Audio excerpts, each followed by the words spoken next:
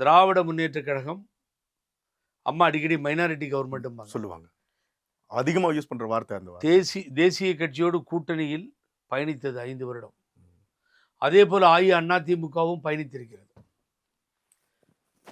இளங்கோவன் போய் கேட்கிறார், மறைந்த அன்பு அண்ணன் இளங்கோவன் காங்கிரஸ் கலைஞரிடத்தில் கேட்கிறார், மத்தியில் எங்கள் ஆதரவோடு இருக்கீங்க, மாநிலத்தில் எங்கள் ஆதரவு இருக்குது, ஒரு 2 அமைச்சராவது கொடுக்கலாம் இல்லை ஐயா அப்படின்னு. டேய், பெரியார் பேரனுக்கு என் நெஞ்சத்தில் இடம் இருக்கிறது. கலைஞர் கொடுக்கல. கலைஞர் எங்களுக்கு அரசியல் எதிரியாக இருந்திருக்கலாம். ஆனால் கலைஞர் எம்ஜிஆரை தலைவரை நீக்கியதால் தான் புரட்சி நடிகர் புரட்சி தலைவராக மாறினார். அது தவறோ சரியோ, ஆனால் கலைஞர் கொடுக்கவில்லை, இடம் கொடுக்கல. அம்மா நடக்கவே நடக்காது. ஆகவே 67க்கு பின்னாலே தேசிய கட்சிகளால் ஆதிக்கம் செலுத்தவே முடியவில்லை.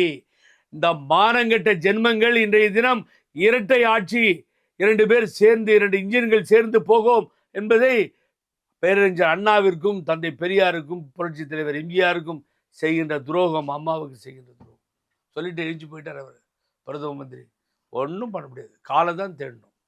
ஆகவே இப்படிப்பட்ட மான மரியாதை இழந்து இருக்கின்ற இந்த ஜென்மங்களை வைத்துக்கொண்டு அந்த எப்படி அந்த கூட்டணி வெற்றி பெறும்ன்றீங்க?